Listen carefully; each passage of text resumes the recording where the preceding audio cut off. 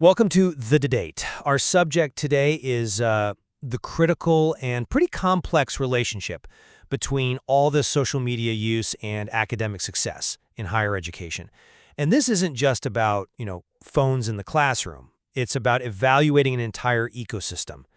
Recent research even calls social media indispensable, as Zhu and colleagues put it, but it also highlights its highly variable impact.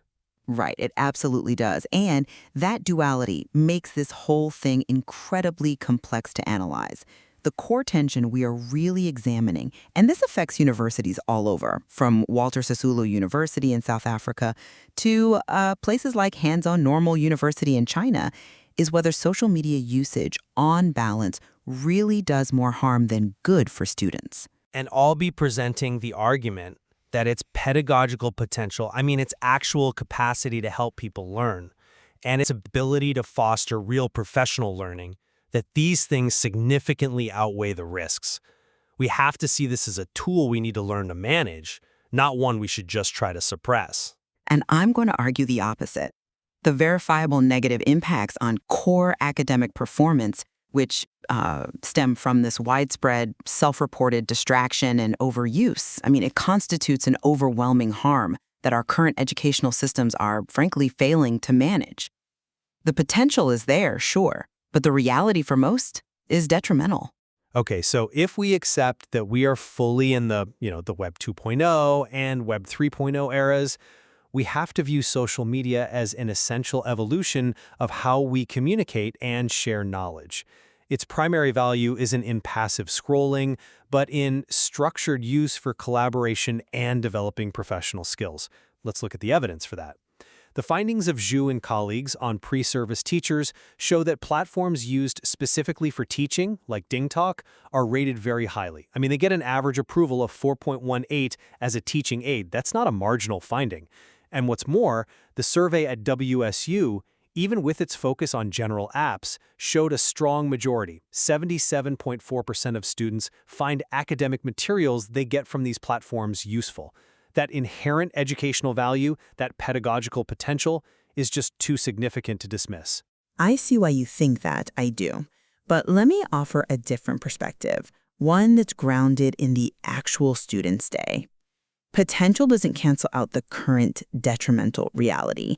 And while sure, niche positive applications exist, and I'll concede that a specialized tool like DingTalk shows promise, the sheer scale of the harmful usage just overwhelms those specific benefits. Let's focus on the patterns in the WSU study. A huge majority of students, 84.5%, report spending over 4 hours a day on social media. Just think about that. That's a part-time job's worth of time every single day. And this exposure translates directly to harm. 64.8% agree it causes procrastination, and a massive 71.8% agree it negatively affects finishing their assignments. These are core components of academic performance being actively undermined. And we have to remember the platform's main purpose is still socializing, which 93% use it for. That ensures distraction is the default state, not some rare exception. That's an interesting point, but I'd frame it a bit differently. When we see such overwhelming time commitments, 4 or more hours every day, the amount of that time spent on just leisure and entertainment becomes critically important. At WSU, 63.3% of students either agree or strongly agree they are addicted to social media. And we also see specific academic behaviors changing. For example, 70.5% of students agree that sharing lecture materials online is directly associated with them attending fewer lectures in person. So this suggests students are choosing convenience over actually engaging with the material. They're replacing formal, focused learning with passive content consumption. To me, this represents a fundamental failure of the pedagogical potential you're talking about. The tool is being used to bypass the hard work. I'm not convinced by that line of reasoning because it treats all students as if they're exactly the same, and it ignores the developmental stages in higher education. The WSU data itself suggests a mechanism for, self-correction, or what we could call academic maturity. While you rightly point out the negative impacts are quite pronounced in level 1 and 2 undergraduates, the pattern changes as students progress. This negative association actually decreases for level 3 and postgraduate students. In fact, these more senior students report either less negative impact or in some cases even an improved ability to complete tasks. I think this demonstrates an emerging skill, managing the cognitive dissonance between wanting entertainment and knowing you have academic responsibilities. They learn to adapt over time. We can't let a first-year's struggle with self-regulation define the entire tool as a failure. I find that interpretation of academic maturity a little optimistic, I have to say. While there might be a slight improvement, the fact remains that a significant portion of third-year and postgraduate students are still reporting negative impacts. If we're setting up first- and second-year students for serious academic setbacks because the system just assumes they'll mature out of it, we're prioritizing the tool over the student. The argument that they're learning to manage cognitive dissonance means they are constantly fighting their environment. We should be asking why the environment, the design of social media, is structured to create that conflict in the first place. That's a fair challenge, but it brings us precisely to the need to distinguish between the platforms themselves. We have to separate the general social platforms from those engineered for academic purposes. Let's look at the study by Shu and colleagues on pre-service teachers, a really key group because they're learning to be educators, often in fields like STEM education. Platforms like DingTalk, which was used heavily for live teaching, are highly valued because they enforce a high quality of information interaction. 70% of those pre-service teachers use DingTalk specifically to consult with their instructors or with seniors. This demonstrates that in a controlled, professionally oriented environment, the platform can realize its true pedagogical potential. That's a compelling case for niche, institutionally backed tools. But have you considered how the immense popularity of the entertainment platforms just dilutes those efforts? You're relying on a handful of specialized apps. If we look at that same case study, while they love DingTalk, they attach almost no value to the big entertainment apps. Only 4.7% believed TikTok positively impacts learning, and an incredible 80% believe its use in the classroom actually decreases instructional effectiveness. And yet TikTok is one of the most popular apps in the world, competing for the attention of these exact same students. So the pedagogical potential seems to be confined to these little walled gardens, while the overall trend is just dominated by high distraction, low-value usage. Well, I think that low approval for TikTok is actually evidence for my side. It suggests that even a distracted student can recognize when a platform isn't right for academic work. They're practicing academic discernment, which is a key skill.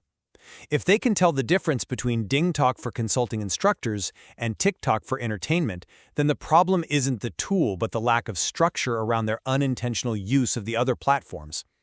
Our focus should be on integrating academic structure into the platforms they already use all the time for information interaction. I'm sorry, but I just don't buy that the problem is solvable through better integration alone. The fundamental conflict is still there. The core purpose for most users, 93% of students at WSU, remains socialization.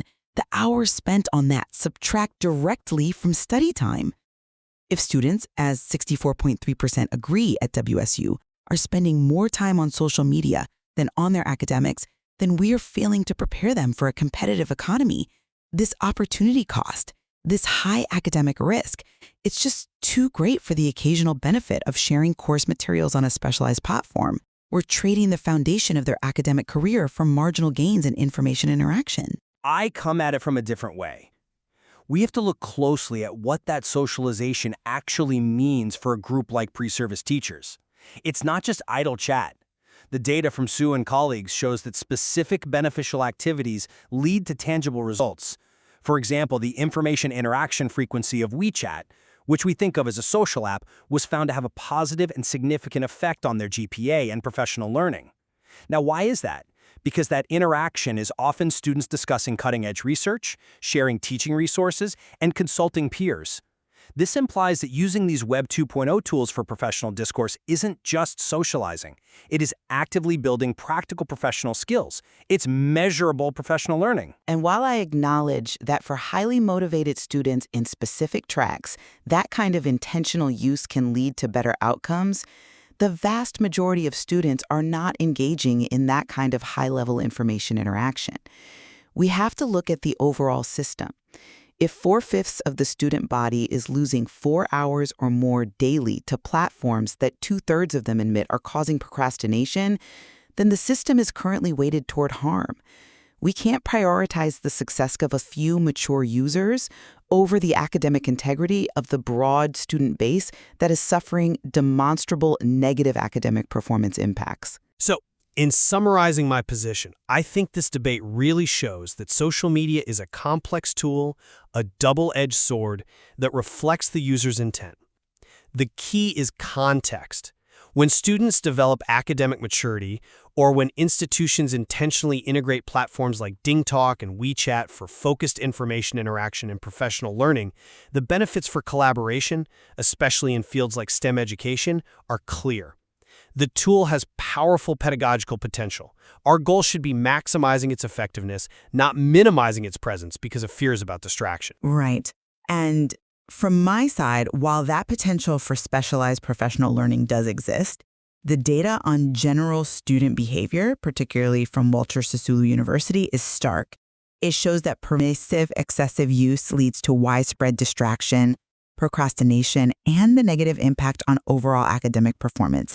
When 84.5% of students are spending 4 or more hours daily on these platforms, and 2/3 are struggling with their assignments because of it, the current state suggests the detriment simply outweighs the benefit for the student body as a whole.